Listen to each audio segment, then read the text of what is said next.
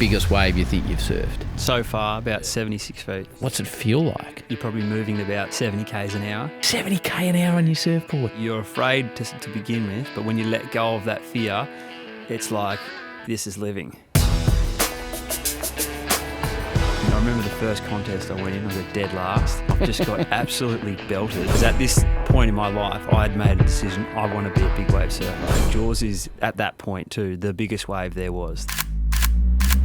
I fly to Maui. I pull over every 10 minutes. Where's Jaws? Where's Jaws? No one wants to tell you. The next wave hits me and smashes me back up into all the rocks again. Mate, I'm covered in blood. My board was smashed into pieces. Feeling quite defeated. And I get to the top of the cliff and there's Jamie Sterling. I watched the whole thing with binoculars. Good effort, you know. That experience needed to happen in a way for Jamie to turn around and say, well, if I don't help him, maybe only God will. So he took me under his wing. Was the training enough to get you through that situation? I think about the worst case scenario and how I can prepare for that. Okay. And then I go above that. I prep myself that way mentally. My whole belief system has changed from I'm about to die versus I'm getting taken to a better place. You got your wife and your two beautiful girls at home. Have you trained yourself to not to consider what happens if the training's not enough? I think about... I'm pumped about this. We generally say we're pumped, Tommy, but it's funny. I'll explain how this man's ended up in here, but his name is Mark Visser and he does things that I can't comprehend. So I'm pumped to have him on the Howie Games. Mark, how you going? Good, thanks, mate.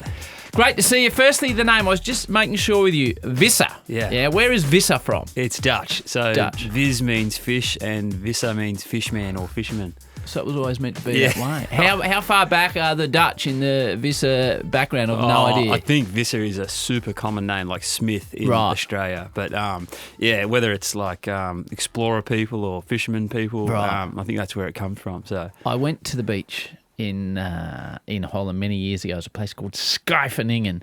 It was onshore. It was freezing. It wasn't where you'd be going to surf big waves. Yeah, right. Put it that way. I've actually never been. Right. Yeah. So my dad, his dad escaped out of a German prison camp, grabbed the family. They apparently rocked up to a boat thing and they said, you know, where do you want to go? South Africa, Australia, or New Zealand?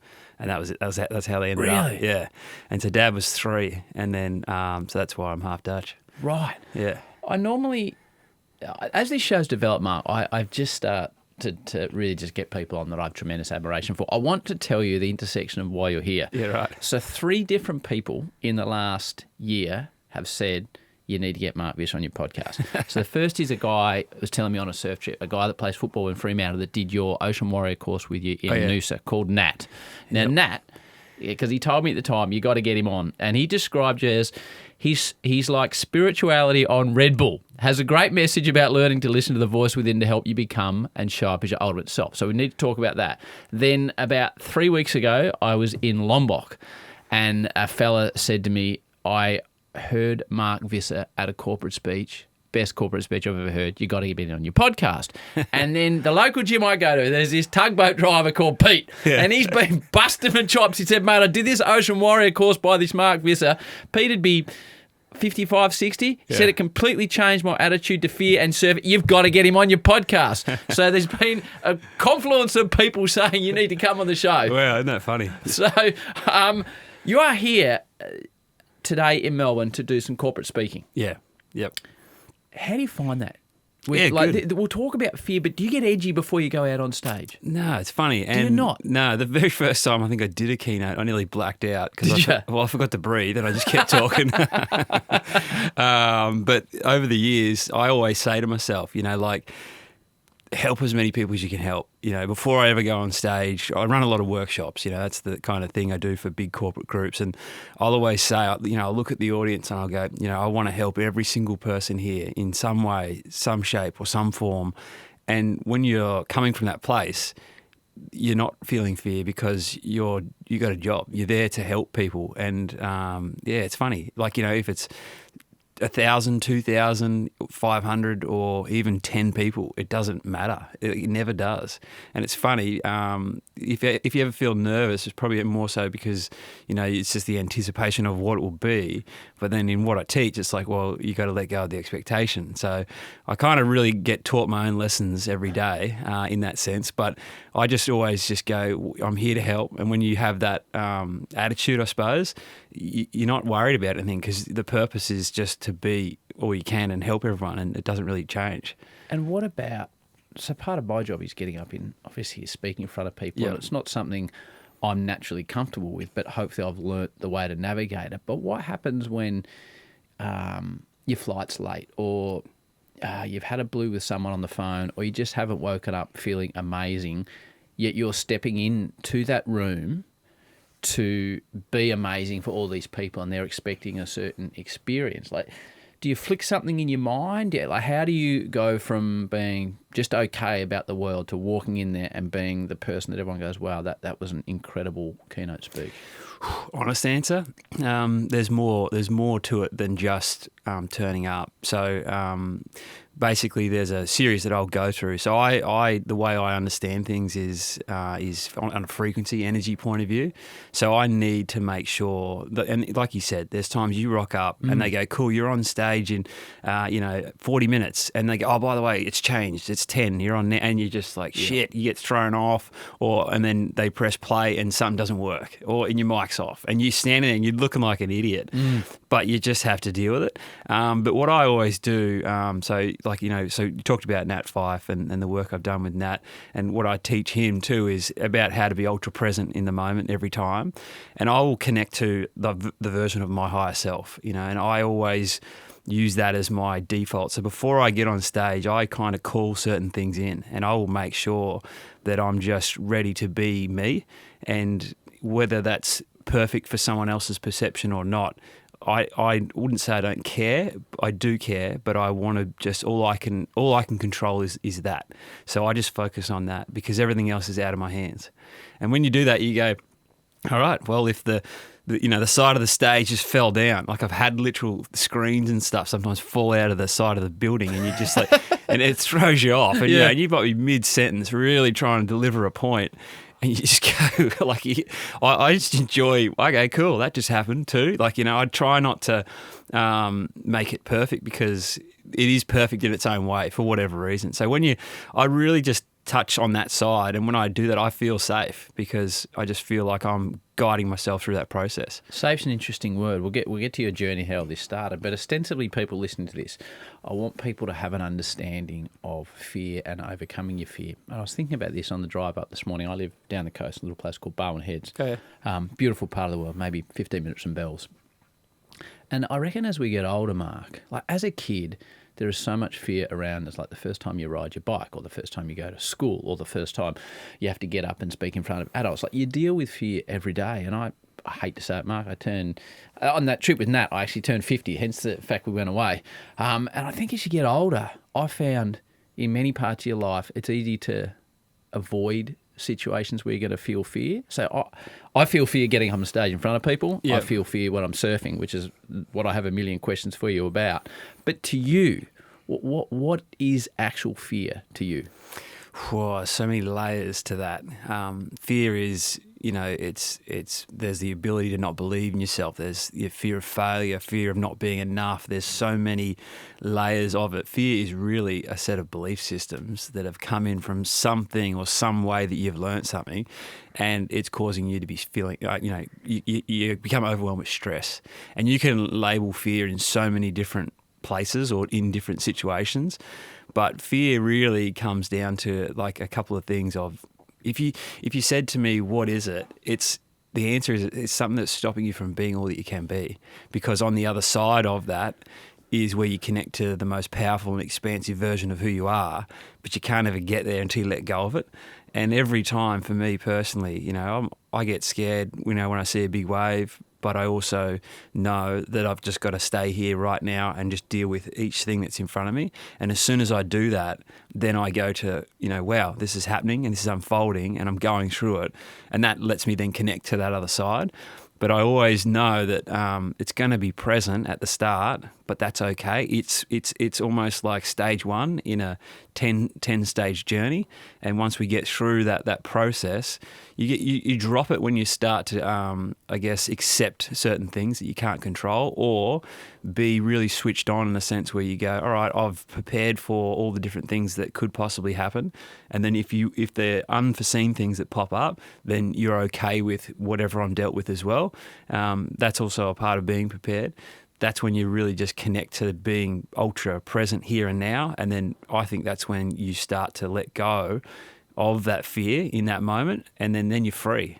But you have to be able to let go. And that's, someone says to me, oh, if you could be, in a certain way, the most courageous thing is the ability to know that it's coming, but be able to stand up and say, cool, I'm going to deal with that. And I'm okay with accepting that I might be afraid. And I am afraid to begin with, but I know that I'm going to go through that process.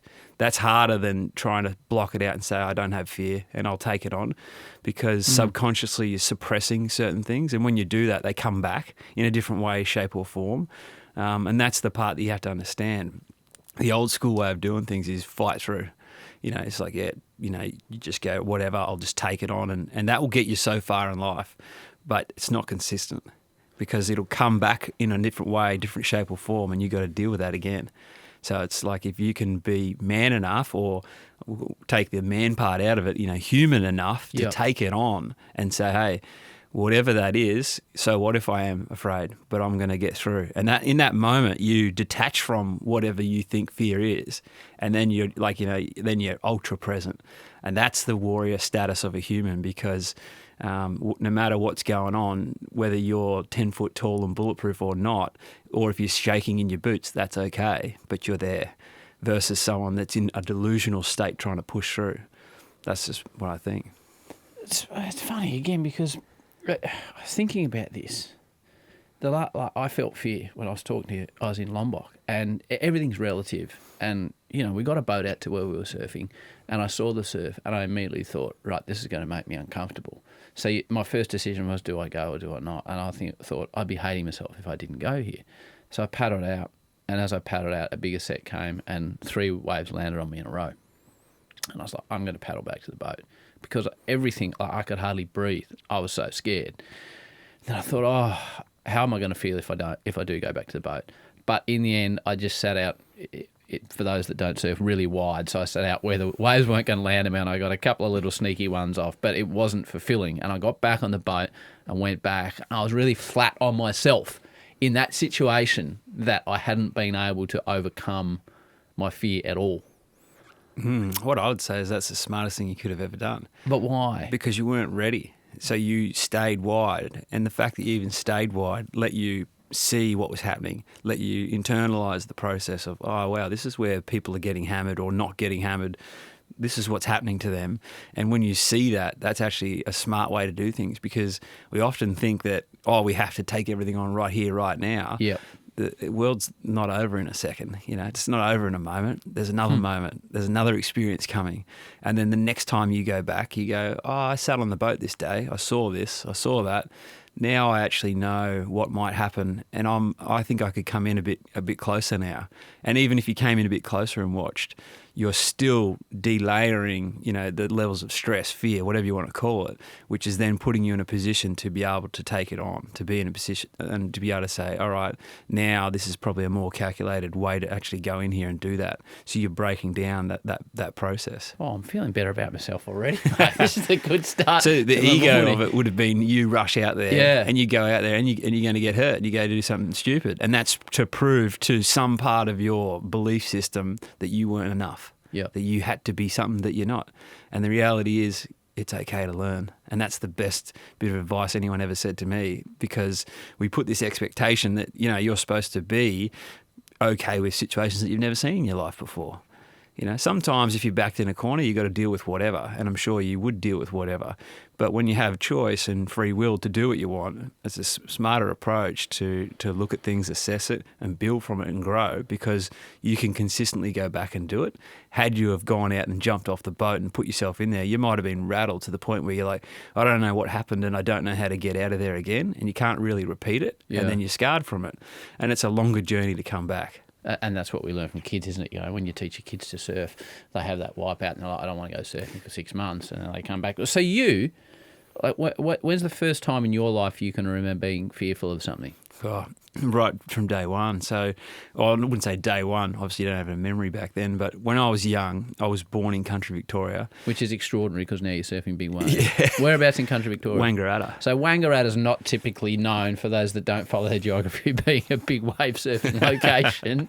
Yeah, look, I can't even remember the area. Like, if I close my eyes, I just remember long farmlands. You know, your neighbours are 20 minutes away or something like that. And we were out there till I was about 3.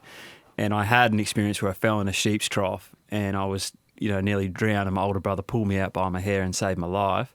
And then shortly after, we went to, I think it was Ocean Grove, one of the back beaches. So that's 5 minutes from where I live. Yeah, right. And I was walking along the beach with my mum, and a wave ripped me out of her hands, like clipped me by the legs and pulled me off the shore, and I got sucked out. And I remember that. I didn't remember the sheep trough thing. I just, my older brother obviously told me about it, and mum did. But I really remember looking at my mum, and I'm in the water and she's on the land, and just going like, this is it, and feeling this real, like, this place is not safe. And feeling so scared, and and mum said afterwards she really had to spend a lot of time to try and coach me to even come near a beach. And same deal with the sheep's trough thing. There were so many little layers that stacked up. But I just grew up just going, nah, I don't like this spot. I like this place. So water was your first place, which it is for many people, I think, isn't it? Yeah. It's bizarre that if you told yourself as a 5-year-old what you're going to go and do as a job, you would just be shaking your head. Just going to say, you guys got it wrong. But you move up to Queensland. Yeah. So I love getting where we've been privileged to have some fantastic surfers on this show, and they can describe that moment where they fell in love with surfing. What was it for you? Was it seeing other people doing it? Well, it was by kind of fluke in a way. Well, you say fluke, but obviously meant to be. Yeah. So we moved to the Sunshine Coast when I was about 9 or 10. And so at that point, I'm still not even proper, wasn't a proper swimmer. I couldn't even swim properly in that sense. And I was on Alexander Headlands Beach on the Sunshine Coast. And a guy lost his board and it washed into the sand. And I remember going, oh, there's that guy's board. And I grabbed it and said, here you go. And he said, oh, you can have a go, mate. And I'm like, oh, I don't know anything about surfing. So where I was in ankle deep water, I turned around and caught the next whitewash that went 5 metres into the direct sand and stood up on this board and stayed standing on it when the wave washed away, and thought, that was the coolest thing ever. So that it was like the full flip, like the generosity of someone else forced me to be in a situation that I would have never chose to be in. And then right there and then I was like, I can still remember that day so clearly, and just going, I'm the king of the world. Like, this is the coolest thing. This is, and the wave probably is backtracked and there's no water left, and I'm on the sand still thinking I'm going.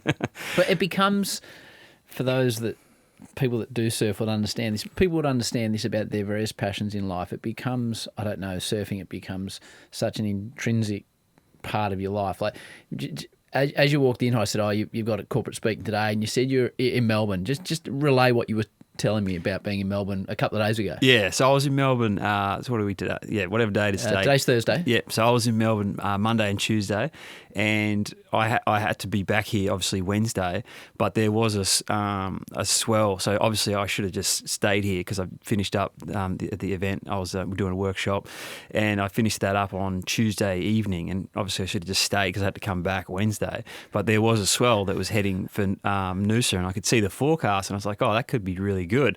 So I'd changed my flights to fly home Tuesday night to be able to surf all day Wednesday and then fly back out Wednesday afternoon. And then the forecast changed and it turned out to be rubbish. But but it becomes, does it, like, first thing when you wake up in the morning, when's the first time you're thinking about the ocean? Are you looking at surf, like looking at winds? Yeah, you're looking at those websites and Surfline. There's websites called Surfline or whatever, and you can log onto it and check almost any beach all around Australia or even in the world, and you can see live footage of what's happening. And you might live at a local beach, but you're straight away checking 10 other spots, and you can have it on your phone where you're looking at 10 spots at once. So you become obsessed with conditions and things like that. For me, I've got 2 little daughters, so when I wake up and I travel a lot, so I really just try and I'll go through a morning routine of doing some certain foam roller stretching things or whatever, but just want to be around for them before they go to school. And sometimes I might go for a surf, but just make sure I'm home by 7 a.m. So when they're up doing their thing, it's that 40-minute window that I'm just around, and then basically I go and do whatever after that. So how were you drawn from a 10-year-old standing up, 11-year-old standing up, and then competing in smaller waves and making a pathway towards a professional surfer? What got you towards big waves? If we were to save ourselves a 40-minute, intro to that, it would be the fear of not being enough, the fear of doubting myself, thinking I don't deserve to be in this space, or I don't think I can handle this. That fear was so strong that I wanted to see, can I get over that?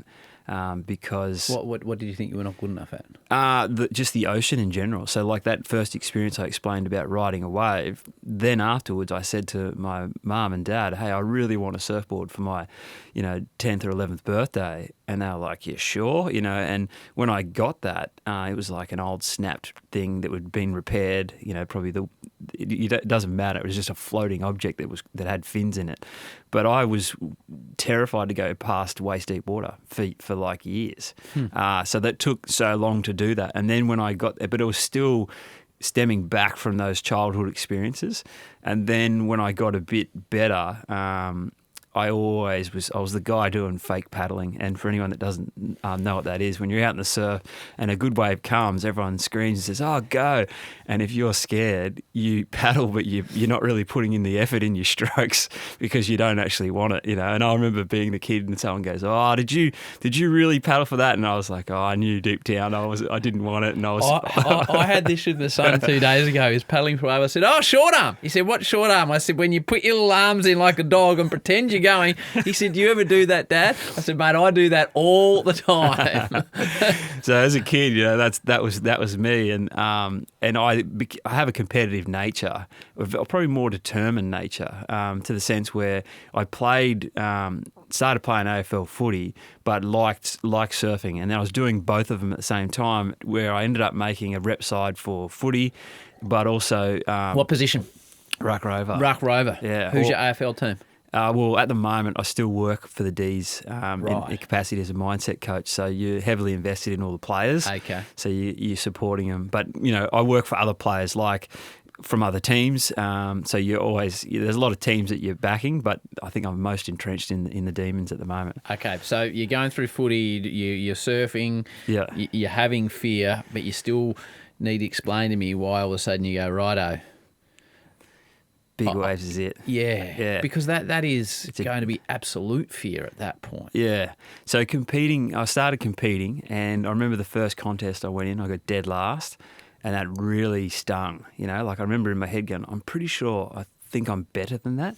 And I was like, clearly I'm not. And I've just got absolutely belted, like proper dead last, not even close to even getting, halfway through that. And I think a lot of the times I laugh to myself because I go, oh, mentally, I think I'm somewhere that I'm a few stages behind.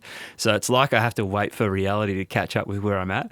But then I'm pedaling pretty hard to make sure we get there. And that's what I was doing. And then I got to the point where I started competing in small wave contests everywhere.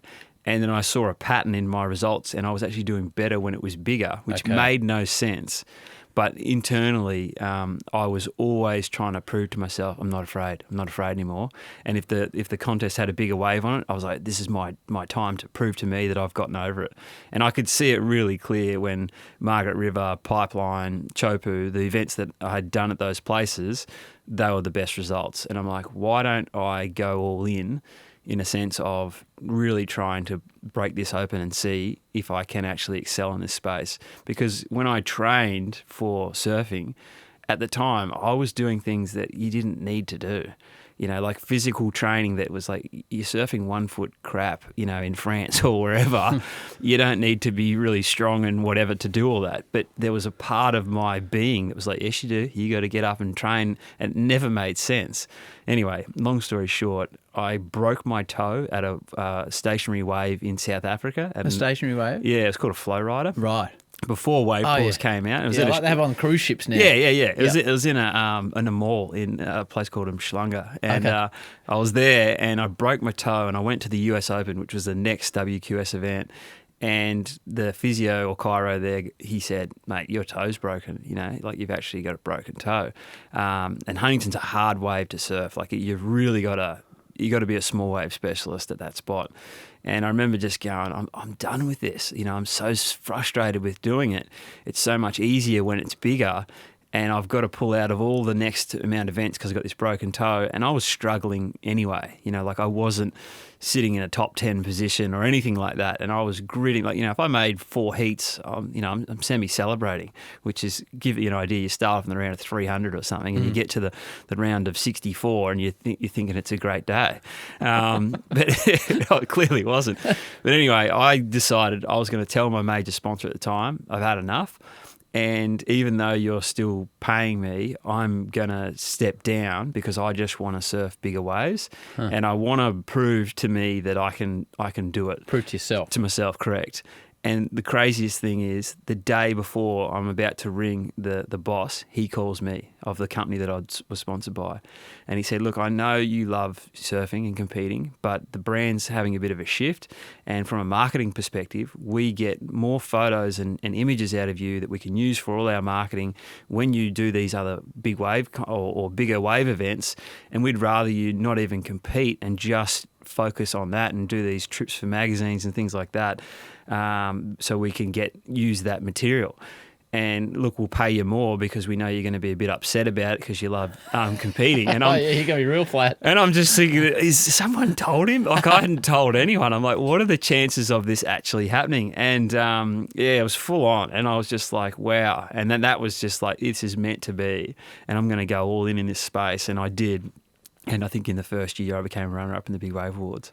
So the Big Wave Awards, people just need to just throw in a couple of X's and a couple of L's and type in Big Wave Award and put Mark's name in, and you'll get an understanding of what's involved. As we go, to the Ocean Warrior course, people should check it out online, your course, Mark, because some of the questions I'm going to ask you are explaining much more in detail in that from what I can gather. But selfish reasons, I'm just going to ask you, as we go through this journey, a couple of questions about big waves. And probably fear, with just brief answers, and then we'll continue with your story. So before we get to the physical component of it, you're sitting on the beach or you're sitting on a cliff. We'll get to the training required, but you're there looking at what you're going to have to put yourself through. I know this could be a 3-hour answer, but in a snapshot, what are you mentally trying to do? Because people can relate this to whether it's a big wave or going on stage or meeting people in a social environment. What are you mentally trying to do with your brain to get yourself in a position where you can physically then go and get out there? First off, I'm trying to drop my heart rate and drop my brain rate activity. And the reason I want to do that is so I can assess what's happening. Without doing that, I'm going to be in a fight or flight state where my heart rate's heavily elevated and basically my vision is blinkered like a horse with blinkers on it, and I limit my ability to actually process what's happening. So you're physically, you've got a You're process asking me you go now, through. right? What I would do now Yes. versus what I did. Yeah, absolutely. Well, this is from years of experience. So straight up. So how are you slowing your heart rate? And Yeah, the quickest way to do it takes about, I think, a minute 30 or a minute 20. You have to breathe in through your nose. It can go out through your mouth or out through your nose. It doesn't matter. But as soon as you breathe in through your nose, there's little filters in your nose, and it basically warms the air, filters it, but it presses it down to all 5 lobes in your lungs. And that actually gives you more oxygen in your blood, but it drops, it changes the part of your brain that you're using. So you go into the cognitive part of your brain, which is problem-solving section of your brain, and that drops your heart rate down the fastest, but it also drops brain activity down the quickest as well. wow. So I've had like my head with this like swimmer's cap thing and all these monitors on and watched it and trained in these situations and even done physical activities and trained and watched how quickly the heart rate could drop and spike and brain activity and all that sort of stuff. And it's conclusive 1,000 times over. That's exactly how you do it. And you have to be able to breathe through your nose. You always got to breathe out more than you're breathing in because you So explain just very briefly once more. So you breathe in. Yep. So how long are you doing this We'll for? go quick ratio, 3 seconds in, 5 seconds out. And you're breathing in through The nose. the nose. Yep. And out. Because it will let you access all 5 lobes in your lungs. Okay. And it will warm that air, filter it, and it will press it down in that space that you can't get from breathing in and out your mouth. In and out your mouth, and this is important for anyone that's talking a lot during the day, radio presenter, Yep. anyone that's doing anything, you're actually in fight or flight if you're not breathing through your nose. And so working with a lot of head coaches and big, powerful companies, your CEOs or leaders, when they're delivering and talking all day, afterwards, if they're not consciously going through their nose after they're saying something, they're running those adrenal glands and they're running themselves into like a flight or fight response, which is massively taxing on the body. So you might not have physically done a thing, and then you get back from your day and you're like, oh, I'm absolutely cooked. It's equivalent to being ready to face off with your greatest fear or, run away from a bear. That same response is coming and you're dealing with it even though you're not in it, if that makes sense. Right. That's a fascinating explanation. So physically you're calming your body to calm your mind. Yep. I don't know if you follow cricket at all. A guy came on this show, Shane Watson, very good cricketer, and he wrote a book. And the thing that stuck out of it was about mental application, how he could get on top of things in cricket. When he wasn't feeling positive, when he had negative thoughts, he would have a positive thought that he used the expression, he would just jam into his mind. Yeah, right. So as he was walking out to bat, he was thinking, Jasprit Bumrah's bowling at 150, he's going to knock me over, I can't do this. He would have a thought, whether it be an innings he'd played, that he would just jam into his head, and he would jam into it as he stood facing the bowler. So when you're on the cliff and you've done your work to get your heart rate under control, your breathing under control, and then that thought comes in, this wave's too big for me. I've seen the reef. What if I hit the reef? What if I get held under? So when that negative thought comes in, how do you overcome that before we're even thinking about getting out there? Before I even allow those thoughts to come in, the first thing I do is assess it. So before I'm even going to go with it, is it possible, isn't, whatever. And if I hear those thoughts, I just go, yeah, just wait. It's almost like... That's what you're telling yourself in your brain, just wait. Imagine your hand is like a whole heap of thoughts, and put your hand over your face. And imagine that's what it's like when you allow thoughts to come in, right? You're consumed by all these thoughts. What you're trying to do is get your hand and push the other hand away from your face to give yourself space from all those thoughts coming in, and just go, okay, let's just hold that back here for a sec and let me be me. Because this is the hand that's suffocating your face that I'm saying push away from your face is the rational mind. And it's going to fire off a million questions, thoughts, whatever. You're going to die, blah, blah, blah, blah. It's just going to keep randomly spitting shit out. And you got to just go, yeah, cool. You just stay here for a sec. Now let me be me. So you're almost disconnecting from the overthinking mind and saying, I'm going to connect to the soul part of me, and now I'm going to just see what's going on. So I would straight away calm myself down, and then I look at what's going on going, right, where are the exit points? If I was in trouble, where would I get in? Where would I get out? Where are the hazards? Where are all the things that could proper stitch me up? okay, how would I deal with that? Can I even deal with that? If I got stuck there, where would I evacuate if I needed to? And if I got rolled over there, what are my options to get out? Do I have to climb back up this cliff? Is there a boat? I look at all that first, and the reason I do is let's just bring up a mental graph, right? And there's all these little lines that say rocks, reef, potential hazards, and they're all stacked high. I'm minimising those graphs. I'm just going, right, that potential rock, if you went there, this is your way out. So I just pull the graphs down by rationally understanding and seeing options to deal with those situations. I still haven't decided whether I'm going out or not, but I'm just looking at, that's a problem, how could that be dealt with? That's a problem, how could that be dealt with? Understand all that. Then I've got the full picture. Then before even I understand, whether I'm going out or not, I start checking with myself. How am I feeling today? Am I physically ready to go? Even though, I'm scared, but am I physically okay? Had enough rest? All that kind of stuff, going through that process. Just checking in internally. And then once I've kind of got to that point, I've really minimised the levels of fear because I've pulled down those barriers of what if. So that's what I do. Wow, that's bloody... I rarely listen back to episodes, but I'm going to listen back to this. I'm so pumped you're in here. It's a real privilege to talk to you about this stuff. So put that on hold. We'll get to the physical side of things. So you decide, right, I'm going to start this big wave surfing career. Yeah. At that stage, you'd done well in bigger wave competition spots, but this is where we get to the size of waves. At that stage, what sort of the biggest size waves you've surfed at that stage of your life? Oh, prior to that, Pipeline is considered a big-ish wave, but it's not a big wave. Yep. Like they basically say, in a big wave contest, it won't start unless it's a minimum of 30-foot face. Okay, so now to make that relative to the common man, a 30-foot face, if you're standing at the bottom of an apartment block. Yeah, or telephone pole. Okay, telephone pole. That's it, is it? That's about 30 foot. Okay. The wires are about that high. So when you listen to this podcast on your walk, look up to a telephone pole and try and not go, holy heck, how is that possible? So when do you first throw yourself into a big wave environment, and what was it like?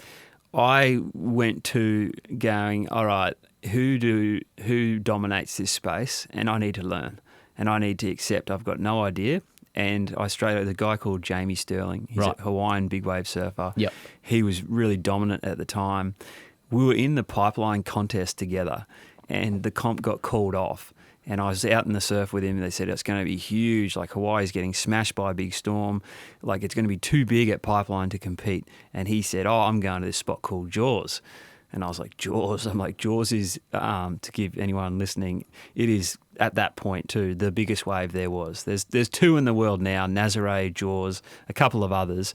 But Jaws, pound for pound, very heavy wave for how big it is. You can throw over a huge barrel, which means you can go inside the beast of the mouth of the thing and then come out as well. But anyway, he says, I'm going to Jaws.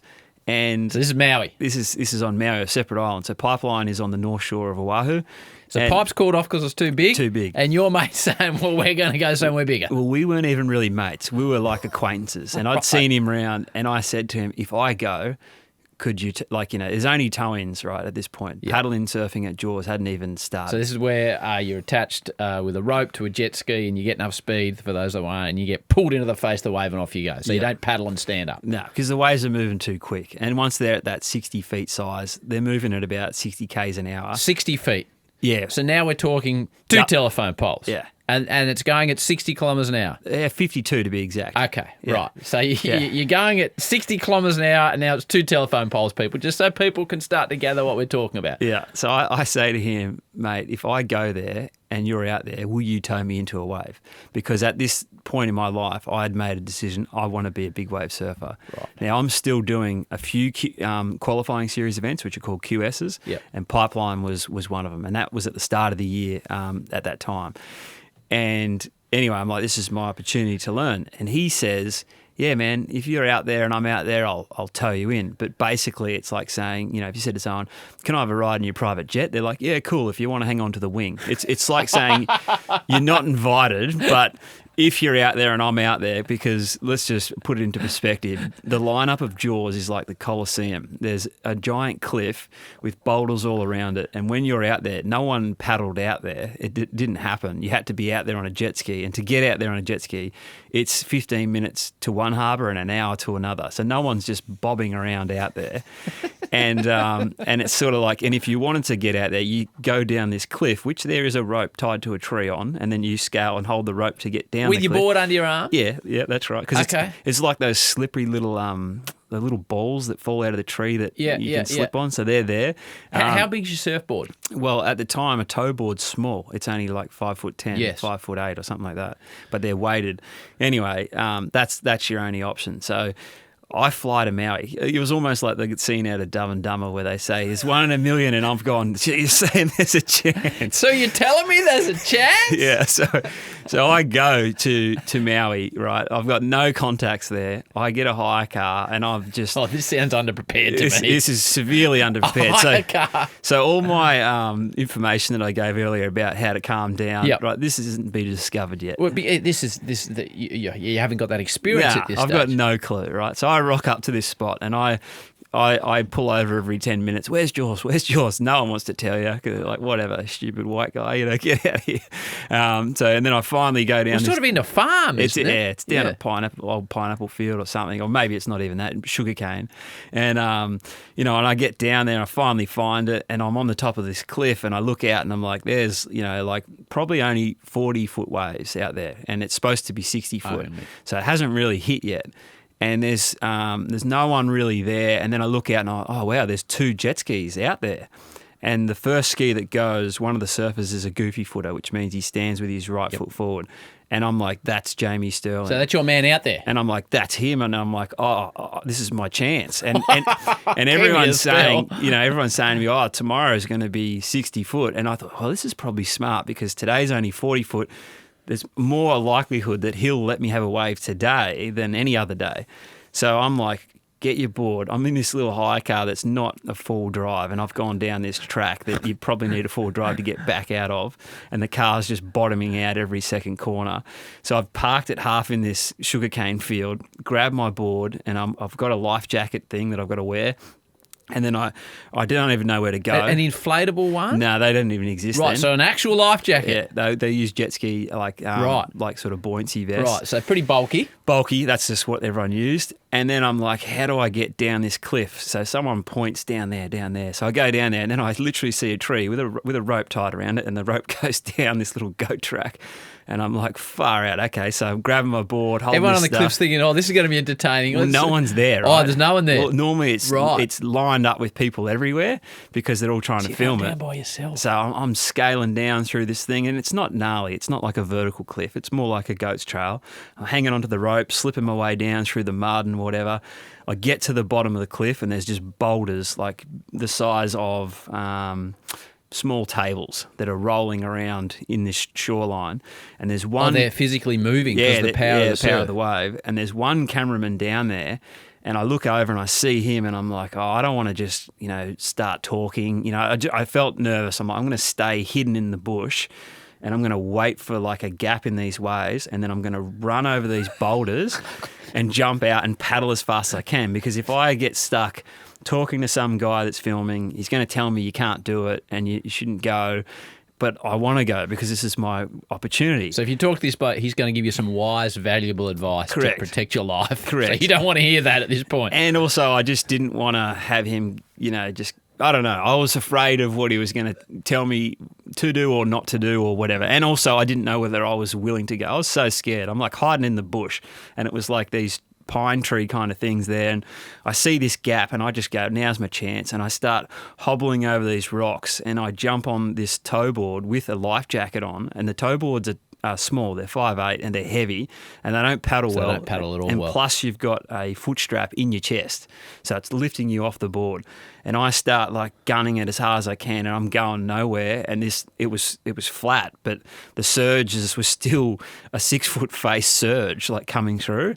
And I remember just getting under the first thing and then getting pulled back, and then just going, oh my God, I'm not even going to make it out of this shore break. And I finally get past it. And I'm like, all right, now where are those jet skis? And I look up, and the jet ski that I thought was Jamie Sterling drove off. And I'm like, oh, shit. I'm like, now I've kind of missed my window. So I said to myself, almost like what I told you, I said, all right, well, I'm the only one out here. Let's just sit in the lineup and let's just look at it all, see what it all looks like, and then paddle back in. But at least tomorrow it won't be as overwhelming. You've got a feel for it. So I'm out there and it's a windy day. There's 40-foot sets coming, and I'm sitting on my board thinking this is the smart thing to do, just observe everything that's going on. And I see another jet ski, which wasn't the one that I thought was him. That was the second ski. It comes over, and it's a guy I know that I'd seen in other events. And he says, "What are you doing, you crazy kid?" I said, "Oh, I'm just sitting here trying to learn." He goes, "You don't learn here. You've been blown into the impact zone, and where the sets are coming, they're gonna land on your head. You're not even in the channel, even though you think you are. You're in the full-on impact zone." He's like, "Get on the rescue sled of the jet ski. I'm gonna get you out of here, you idiot," kind of thing. And he pulls me out of there, and I'm just thinking, oh my God, I didn't realise that. I thought, because I didn't have anyone to reference where the channel was, because they'd moved on. Yourself. Yeah. Yeah, and I didn't realise I'd literally been blown into where the next set was going to land. I look up, the next set just obliterated that spot. And I was just like, far out. And he goes, "Man, it's not safe for you to sit out here. You can't just bob in the lineup." He said, "We're going to go back in and tow and catch these waves, but you got to go in." And I was like, "Well, where do I go in?" And he takes you back to the cliff, and he points to the area that I hobbled over. Back where all the moving rocks are. Yeah. And I said, "Okay." He goes, yeah, you just paddle up there. And I'm like, okay. So I jump off the ski, and then he turns away and drives off. I look back, that set that has come is rolling through. It just smashes me high and dry. I hit every boulder on the way in, and I'm like trying to climb in, and I grab onto some rocks, and then it all surges out, and then my board is ripped away from me, and then I'm getting like sucked over the boulders, getting sucked back out. The next wave hits me and smashes me back up into all the rocks again. And then I'm covered in blood, like cuts all over me. I'm hanging on. My board was smashed into pieces, like all the fins were smashed out. The nose was completely smashed. And then basically the next surge came, and my foot was stuck in like a hole of rocks. I remember grabbing my foot, like pulling it out, and then just going like a little soldier crab and running over all the rocks and getting out of there, grabbed my smashed board, sat on top of the boulders. And then I was like, oh my God, like looking at myself, just blood down all the arms, everything. Obviously it wasn't bad. It was just a lot of little nicks. But that cameraman that I told you about was sitting there, and he comes over and he goes, "Hey man," he's an American guy. He's like, "I turned my camera off out of respect for you." And I was like, "Oh, what do you mean?" He goes, "Well, I just didn't want to film what was going to go down." Like as if he's, nowadays everyone's going to film that and Bloody oath. Put it on a thing called Kook Slam. Yeah. But he's like, he was dead serious. He's like, "I turned it off out of respect, thinking you're gonna get proper pumped." And I was just like, okay, thanks, buddy. Just thinking, that was the guy I probably should have spoke to before I went off the rocks. So I start making my way back up the little goat trail, hanging onto the rope, holding this smashed surfboard, just, feeling quite defeated. And I get to the top of the cliff, and there's Jamie Sterling. He's up there. And I said, "Oh, were you out there?" He goes, "Nah, wasn't out there." And I go, "Oh, I swear I saw you out there. That's why I ran out there." He goes, "Nah, but I watched the whole thing with binoculars. Good effort." So a bit of respect from Jamie. So he goes, "Where are you staying?" And I look over at my little hire car thinking, well, I don't know where I'm staying. He goes, "Oh, if you don't have anywhere to stay, you come stay with us. We've got a house over here. So what are you doing? What are you doing in the morning?" I said, "I was hoping to, catch up with you." "Well, look, we've got another ski. You can come with this other guy." And so it was like that experience needed to happen in a way for Jamie to turn around and say, well, if I don't help him, bloody, maybe only God will. So he's going to kill himself in the process. So he took me under his wing, and that was actually the start of it. And then if there was a swell in Mexico, if there was a swell anywhere, I flew and said, let me be there and train. And, we teamed up at a lot of spots, but it took a while because he was like, "Mate, you don't know what you're doing." And rightfully so. I would go there and I'd be like, I'm happy to learn. I'm happy just to be on the beach. I was just like, I took like notepads, man, and I went every time I would ask everyone so many questions, and I would write down everything. And I know I'm like, in a surfing terms, that's called a kook. Someone doesn't know what they're doing. I know I'm a massive kook, and I'm in no position to say that I should be here, but I'm wanting to be all I can be and learn. So that's what I did. And I did that for a long time until the point where I remember actually, fast forward a year or whatever, I'm now towing Jamie Sterling into one of these 60-foot waves, and he's yelling instructions at me, and they're in American, and yo and go and whoa all sound like the same thing.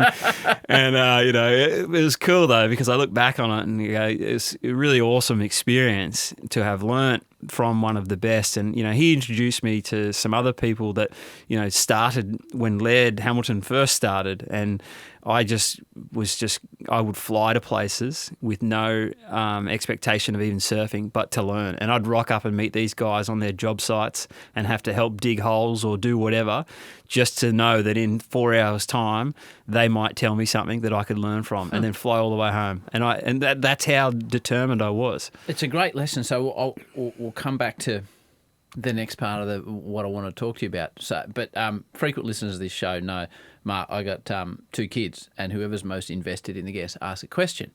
Now, this is a bit of a change in our world, because my son, whose question I'm about to play you, he has always been known as a young bloke right from the start. He gave himself this nickname, Big Penguin. Yeah, cool. Right, so from 3, he wanted to be called the Big Penguin. Now, he said to me last night for the first time, Dad, there's quite a change in our relationship. He said, Dad, we'd just actually been for a surf. I was telling him, he said, I've got a question for him. He said, but his name is Mac. He said, I think I've got a role as Macco, not the Big Penguin anymore. I was like, okay, fair enough. You're 12. So you're the first one to hear the artist, formerly known as the Big Penguin, who now rolls as Mac. This is what he's got for you. Okay. Hi, Mark. Macco here. I was just wondering, because when I go surfing and I get held under by the waves, it normally feels like an eternity when you're down there, but it's really only 2 or 3 seconds. So I was just wondering, how long have you been held under for? Whoa, good question. And I'd be lying if I said I knew the exact time, because like he said then, it feels like an eternity. And you could be under for 5-10 seconds, and you say to your mates, I had like a minute hold down. And then you review footage and you're like, no, it was 7 seconds. But I think, probably one of the worst ones might have been close to 30 seconds. 30 seconds. Yeah, and I've seen intervals of footage on huge days, and intervals are measured, like they measure the swell. They come in at what's called wave periods, and they say, okay, the surf is going to be, 20 foot at 18 seconds, which means every 18 seconds, another swell is coming, and that's how they measure it from far out to sea.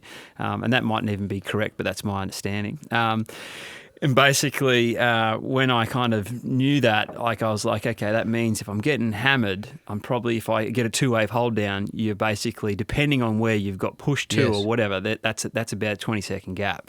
So, when you've had 2-wave hold downs on big period days like that, you know that it's going to be around that time.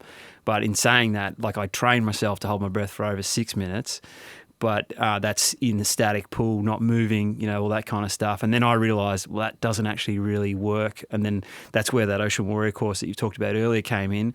The training changed, and I really tried to make it as realistic as possible and prepare for that kind of stuff. But long story short, I think 20 to 30 second hold downs with a high heart rate is brutal. Okay, so then the next part of the question from there, again, coming back to me, this is about you. The thing that terrifies me when the waves in my mind get too big for me is not paddling and standing up and trying to catch the wave. It's paddling out, which is exactly what happened to me in Lombok, and set after set lands on me, and you're trying to duck dive under it, and you're getting held under. That frightens the heck out of me. So when you're in that position, right, and you know you're going to get held under, so the wave is landing on you, you're getting pushed to the bottom, it gets dark, you're not sure which way is up or which way is down. Physically now, what are you doing with your body? Because every instinct is to fight, to start kicking. Unfortunately, you fall off and you blow your oxygen out immediately. So what are you trying to do when you're getting held under there physically? How are you approaching that? Well, like you said, your body's panicking and moving, and it does that naturally when you understand that it's doing it. So the way I learnt this was so many bad wipeouts, and what I did is I'd come back to Australia and to the local town that I lived at and try and recreate those situations. I went, okay, this happened on this last trip, how am I going to get out of that? So I would bring in other coaches and say, tell me what I'm doing wrong underwater. Tell me what I'm doing wrong on top of the water, and then try and figure that out, and then try and almost film underwater and on top of the water. And in those moments, press pause, and literally because it's a controlled environment like a swimming pool, and go, how would I best, minimise this or minimise that? And then I would look at that objectively and then try and figure that out. Like I had a situation in Chile, a spot over there, South America, where I had my tow vest ripped in half, and it was half off my head, above my head, like a yard glass. Oh. So when I came up to breathe, the water was stuck in the vest. Pouring it and down. It shotgunned it straight down my throat. So, and then I copped like a 40-foot face on the head. So I got, instead of getting a breath of air, I got a mouthful of water getting charged down my throat. Cold water too in Chile. Freezing cold, and then absolutely smashed. And that exercise became a training drill called breath of water. And I came home and trained and went, right, there's actually oxygen in that breath. How do I get that out of my mouth? And I did drills where I went underwater and moved and used a high heart rate, swam a certain distance, came up and had trainers there splashing water in my face on purpose when I knew I needed that breath, and my body was going to be like, and it was going to be sucking in whatever was there. And I was like, I want you to blast water in my face because I want to learn how to deal with that. And I did. And then and I trained that way. And then that's the Ocean Warrior course started because I then used those techniques, and I was asked to help the Australian SAS. And then from that, there was Navy SEALs that sort of were involved, and that's how it sort of happened. And I kind of thought, this training is a bit too out there for surfers at the time, because I thought, I don't know if they're going to be willing to put in the same amount of work. And maybe it's only for the elite military groups. And then fast forward a few years, Richmond Football Club asked me to do their pre-season camp in Cairns, or just be a part of it. And I used a program that I taught the SAS. And then from there, then I realised, it's actually got nothing to do with people's physical abilities. It's their mental ability on how they process fear and stress. So that just opened up the whole thing. And I'm like, right, I can help way more people than I think. And then that was the birth of that program. So people need to check out that program. I need to check out the program. I need to do it. It's funny, like I didn't surf till I was like 20. I can remember, Mark, back in the Channel 10 days, we had to do what was called Hewitt training, which was Channel 10 had a chopper. Probably don't have one anymore at Channel 10, unfortunately. And I used to go in the chopper a bit, so you had to do training that would be simulating the chopper was crashing and going underwater.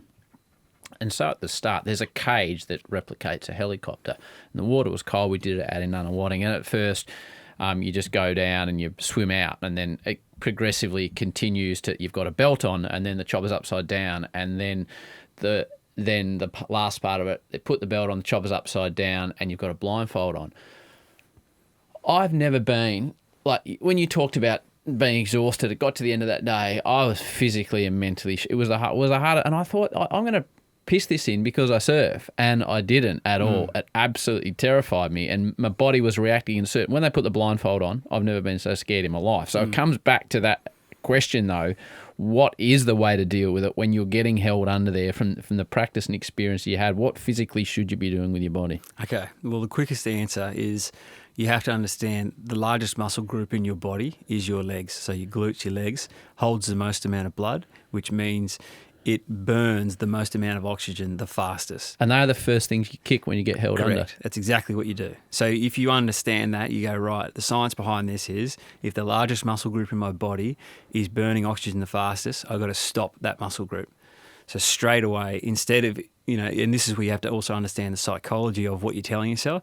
If I said to you, don't use your legs when you panic, just don't use your legs. The moment you panic, you're going to remember something to do with my legs, and they're going to start going. So you got to change the way you even teach that. So the saying I always have is, use my arms and stay calm. Use my arms, stay calm. I don't even talk about legs because I just want to eliminate that even being a thing. And everyone that I teach in that environment, it's like that's the first thing we're going to do if we're talking about the water training. It's like just focus on using our arms, because you can do a lot with your arms and they don't burn half as much or 3/4 as much oxygen as your legs do. So straight away I'm going to minimize my legs, but I wouldn't even say that to you. I'd be telling you just focus on only using your arms. And then the next thing I would do is I would tell you to just go with the flow. Now, the reason it's easy to say that, and when you're scared, you think, I don't care what that person said. I'm not going to go with the flow because it doesn't feel natural to keep allowing myself It's counterintuitive. Correct. But if I gave you a different perspective, it would change the way that you think about that. Because let's say you're out at Bells Beach and you're getting rolled around underwater, and you know that if you come up straight away, you're going to breathe, but you're also going to be in line for the next set to hit you. And if you're getting rolled underwater and I said, guess what? This is actually a good thing. You're getting pushed closer to the beach. And the further you go in, the next wave that comes is going to be smaller. It's not going to be as big. And you're actually going to be taken out of the most powerful section of where the wave is. In your head, you start to go, I'm winning. This is good. I'm getting taken away from, I'll take you back to Lombok, right? Let's say you're out there and you're getting smashed by that first wave. And in your head, you now believe, your belief system has changed to the fact that the further in I get pushed, the safer I am. Like if there's not a dry reef in front of you and it goes into a lagoon, brilliant place. Happy days. Because you're like, right, I can get washed into that lagoon, and the closer I go, the further I am away from the most powerful part of the wave. So already you're happy to go with the flow, whereas prior it was counterintuitive. So your belief system changed so that minimised the levels of fear that you're dealing with straight away. And then if I said, okay, if you just use your arms, you're going to be able to stay down longer. Oh, another win. Cool. I'll use my arms and almost body surf myself in as I'm going in. And that's actually what you do. You want to stay big and high. Like you don't want to compact into a ball because you'll go straight down. You almost want to be like a starfish, going with that energy. The more it's spinning you around, tell yourself, this is good. This is good. Like it's a free taxi. I'm going in. I'm getting a lift. This is helping me. Thank you. So mindset has already changed. I'm allowing myself to feel good about the situation versus terrified and going, hey, this is not cool. So already my whole belief system of what is happening has changed from I'm about to die versus I'm getting taken to a better place, right? So in that process, I'm allowing myself to be calm. I'm allowing myself to relax and just roll with whatever's happening. And then once I get there, the first thing I'm going to do is I've now got to focus on the next breath. Right, so when I come up, most people would straight away start going to get as much air in as they can. So this is when we've put our head above water now. Yeah, you come above water and you've been rattled, you've been spun around for, let's say it's a bad one, right? Let's say it's 20 seconds and you've been spun around for ages, but you come up and you're like, right, I'm breathing, I know where the surface is, I can see another wave coming to me. This is the part where a lot of this training really comes in. Let's say that wave is now 10 seconds away, right? What we do as humans is we see something and we go, that's a perceived fear. This wave coming is going to smash me again. So straight away, if I said to you, oh, something scary is going to happen, what would happen to your physical structure? The physiology of your body would change. And for the listeners trying to understand what I'm saying here is your muscles would lock up. Yes. If I said, okay, there's a bear in the room over there, you're defensive. So straight away, that fist is clenched, the biceps are locked in, your legs are moving, everything's getting tightened versus the opposite of what you need to do in this situation. So the thought alone of saying, here comes that next wave, you're in trouble, that is actually causing you anxiety and causing you stress and causing you to engage muscles that you don't need to at this exact point in time. It is 10 seconds away, but if we were to count out 10 seconds, that's a long time that you could be doing something else with. So let's say, righto, well, we don't need to feel fear just yet. Even though it's still 10 seconds away right now, we could do something else. So then there's a breathing pattern that you learn, that you understand how to do. And then you go through that. And then you also understand about minimizing certain muscle groups. There's a technique that you're taught on what to do there and how to minimize that. So in that process, you don't have time to be afraid because you got to stick to the task of what you need to do. Oh, yeah. So I call it stages. Stage one is focusing on getting a good breath and minimizing certain muscles. The point about, I'm going to die, this is terrible, here it comes, we'll put that on hold. Put that on pause because we need to get through stage one. So once we've gone through stage one, we get that breath and we've minimized the next things, here comes that wave, it's going to hit us straight away. There's another part of what goes on. If that wave is going to hit me front on, what is it going to do to me? It's going to flip me backwards. Water's going to go up my nose, all these types of things. So then once again, I can readjust and go, well, that doesn't feel good. What feels better? Oh, I'll turn and face the beach. It'll hit me in the back of the head. I won't get water up the nose, and I'll spin in the direction that I want to go. Back towards safety. Correct. So then my mindset then says, oh, this is good, I'm winning. So in those moments of fear, you can break that down into so many different layers and change your belief system on what's happening. Because I said it right at the start when we talked about fear. It's a series of beliefs of why you think it's going to be bad. Yeah. But if you have the ability to look at it from a different perspective, you can change that whole setup. I'm not asking you to believe in pixies. I'm just saying look at it from this angle. And when you do, you see for yourself, shit, that actually works. It's a different way of looking at it. I can see how it could set you on the path you want to go. So whether it's surfing or playing footy or playing the piano, I guess we do all these things for the enjoyment of it. Yeah. So I presume you're in big wave surfing for the enjoyment of it. So for those that will never experience it, like the obvious question, what would be the biggest wave you think you've surfed? So far, about 76 feet. 76 feet so far. So I think I like call that it you're thinking 70 going feet. better. Yeah, Okay, yeah. I round it up to 80. Yeah. I like that it's so far. What is the physical feeling like when you are on a wave that's, so 76 feet, now we're talking 2.5 telephone poles. What's it feel like? Feels fast. So you're tracking quick. You're probably moving at about 70 k's an hour. 70 k an hour on your surfboard? Yeah, probably, maybe even faster depending on what angles you're cutting. It's a feeling of, like I said earlier, you're afraid to begin with, but when you let go of that fear, it's like, this is living, you know? Is it? Because, well, you're on the verge of Not living. not living prior to that, but you don't see it that way. Okay. You vibrate at a frequency that is the highest frequency where you have to let go and be all that you can be to experience enjoyment. If you're riding a wave and you're fearful, you don't feel those feelings. And that's normally when you get target fixation and you catch a rail or you eat shit. And I've had that experience too. But when I can let go and ride the wave, that is like flying. Is it? Yeah, you're moving so quick. You see where you want to go. It's like a painting, and then you just stroke that brush, and you're there, and then you're riding through that, and it's an amazing feeling. You know, it's you're connected to nature. You're moving around energy, and you're a part of that energy. And in that moment, you're it, and it's you. That sounds a bit weird, but it is. And so how long does that feeling stay with you? Like, I'll go surfing and fall off 37 waves, and once every 2 months catch an absolute beauty, and it makes me smile for a day. Like, when it's a 75-foot wave, how long does that feeling of joy or connection last? Months. Does it? Yeah. Okay. Yeah, and like even if you said to me, "Oh, remember the first big wave you got?" Like you can feel it again, you know, and you feel that feeling because there's a point prior to that where there's so many limiting beliefs that has stopped you being in that situation to be able to do that. And when you've done it, it's more the weight of that's all lifted as well that contributes to the feeling of how wonderful that felt. And well, that was my next question. What is life like when you're in a position through experience to understand you can overcome your fears when you've overcome them? What's that like? The best way to describe that is looking at a black and white TV and then flicking it over to colour.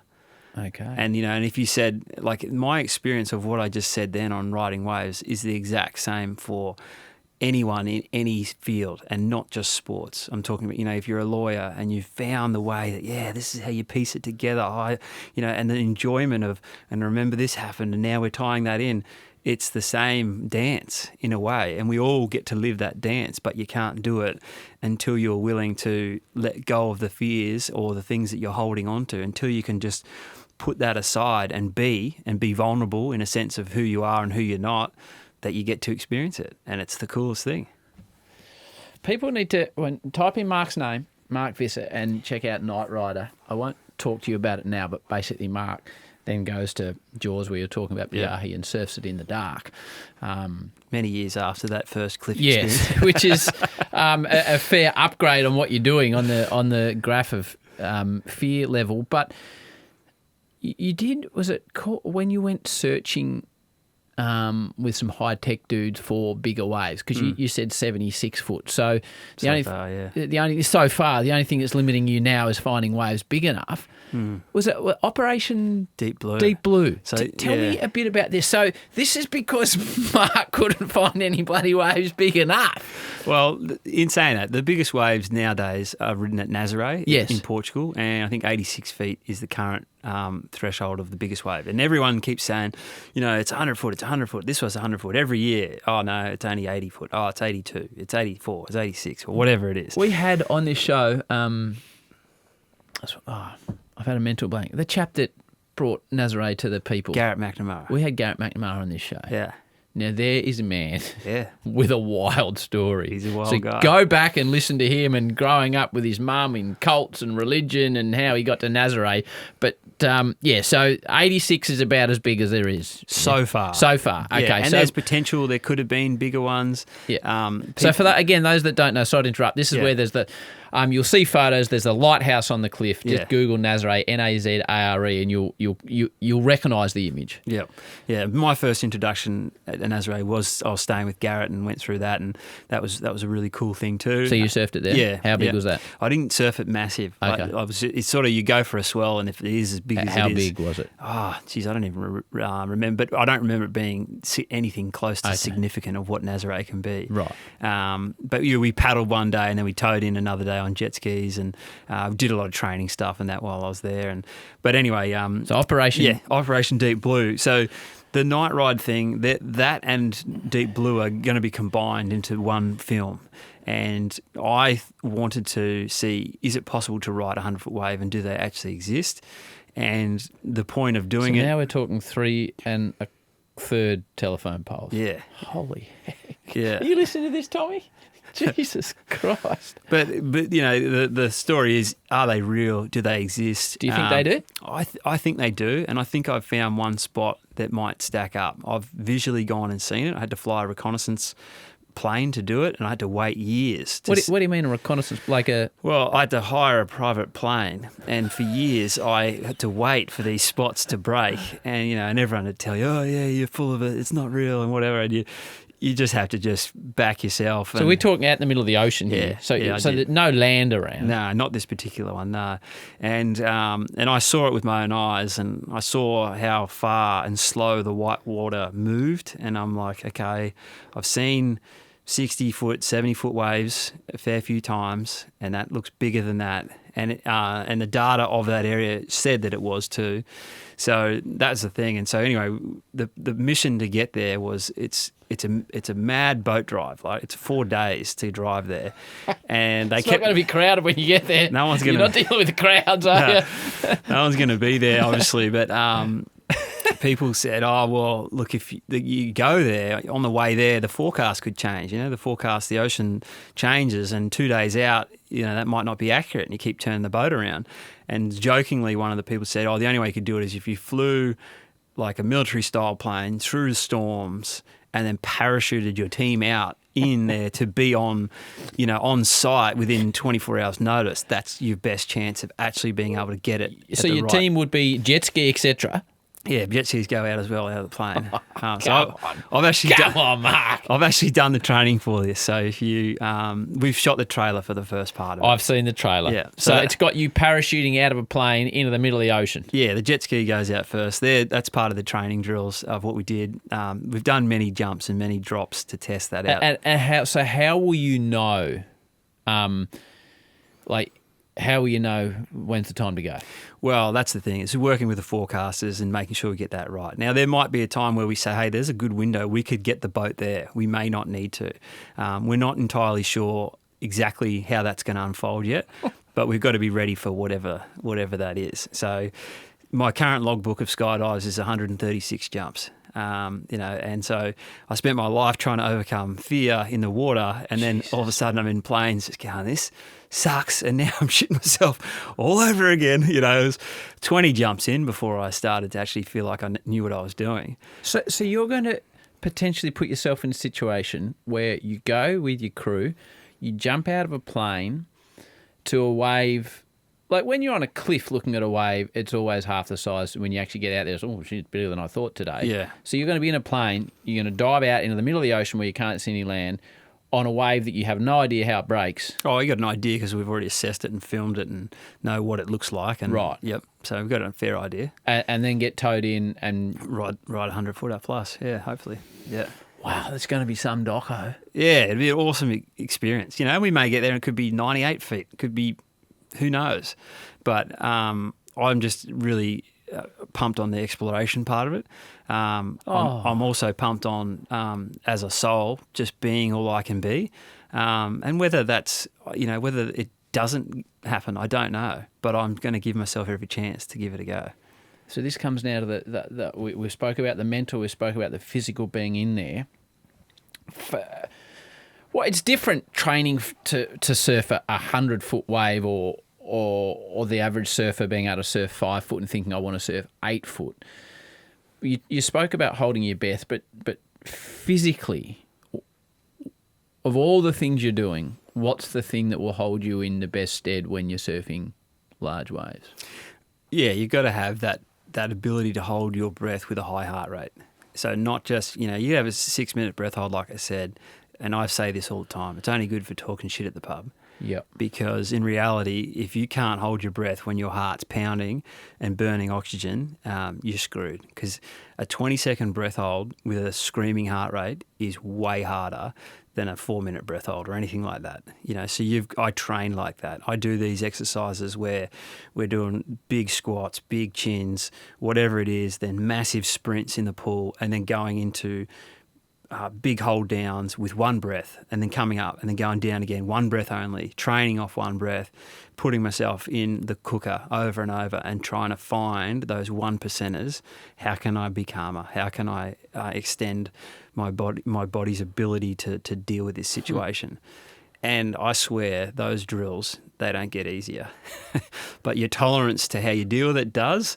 Does your body adapt? It does adapt, but you've got to be onto it regularly, and you've got to, it's something that I do every single Wednesday, and, and I'll maintain certain periods of it. I use my other pastimes to help, for example, spearfishing or whatever, those kind of things, they all tie back into it. But also the ability to decompress yourself as a person, minimise the amount of stress you carry from day to day. And that's what I teach in workshops to, if you're real estate agents, you're lawyers, you're big bankers, Yep. We all hold stress and it stops us from functioning at the highest level. And that is the most exposed ever when you go underwater, because you can't back certain things up. And especially when you're going underwater, like if you think, oh yeah, I know what someone said, everything goes out the window, the option that you have of not being able to breathe. Because oh really? Let's see how well you understood that one. Yeah. No hiding, right? So you go down this path, right, and, you've got, this is a typical question you ask a racing car driver. I've had quite a few Formula One drivers on here.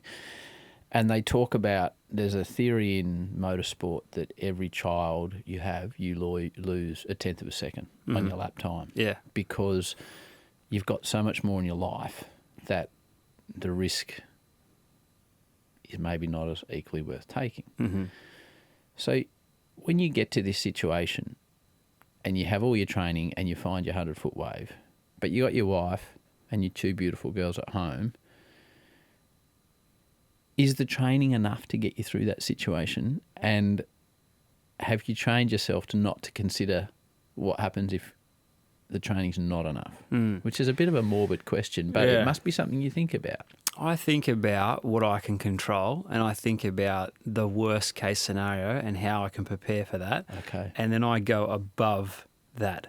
So if you're training to run up hills, I'm practicing on mountains, so to speak, in a Yep. sense. And I prep myself that way mentally.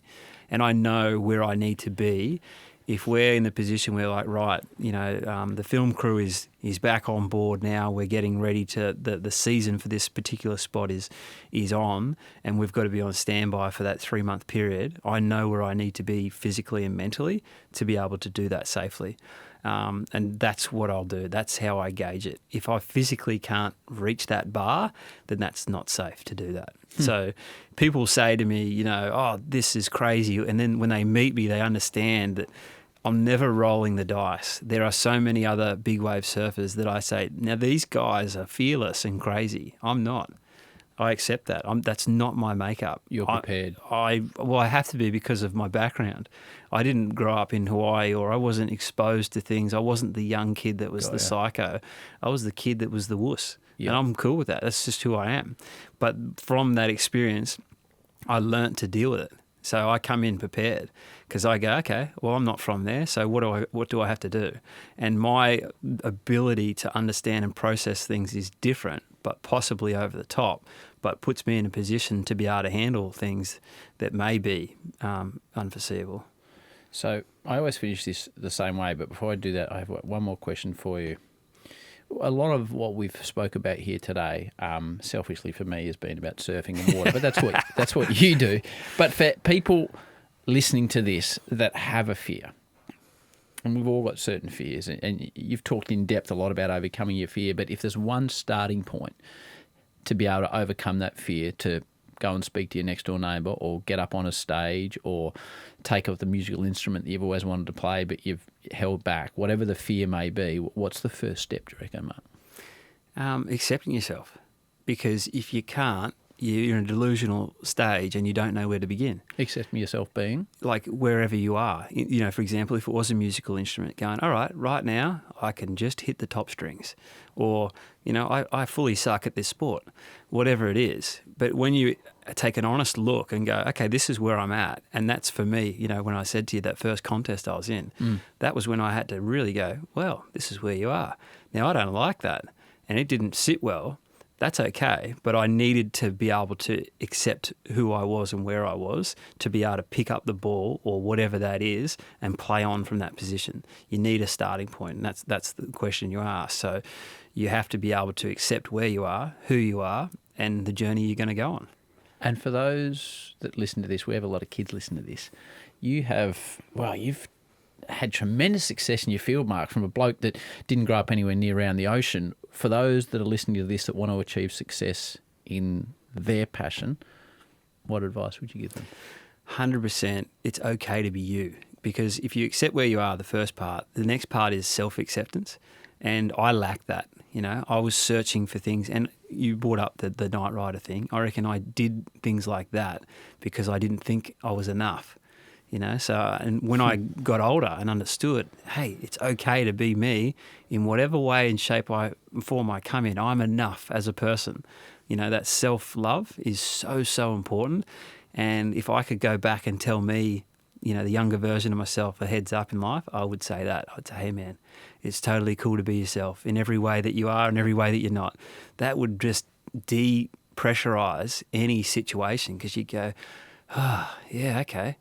Well, sweet, I'm allowed to learn, you know, whereas we put so much pressure on ourselves as people to be all these things or match expectations of what we think other people want us to be. But you can't start there until you just accept, well, this is actually who I am and it's okay to be me. Mark, it's been a privilege to have you on the show. I cannot wait to see the end result of Operation Deep Blue. I want to just, the smile you have on your face now, I want to see the smile on your face when you've come and face that wave. And it'll come with a fist pump. I hope it does, mate. Thanks for joining me on the Howie Games. Yeah, thanks, man. Beautifully done.